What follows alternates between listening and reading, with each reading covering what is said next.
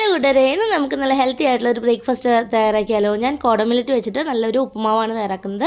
അപ്പോൾ അതിനായിട്ട് നമുക്ക് കോടമില്ലറ്റ് നല്ലതുപോലെ ഒന്ന് കഴുകിയെടുക്കണം. വെള്ളം നന്നായിട്ട് തെളിഞ്ഞ് വരുന്നത് വരെ നമ്മൾ കഴുകിയെടുക്കുക. എന്നിട്ട് ഒരു 10-15 മിനിറ്റോളം നമ്മളതൊന്ന് വെള്ളത്തിൽ സോക്ക് ചെയ്ത് വെക്കണം.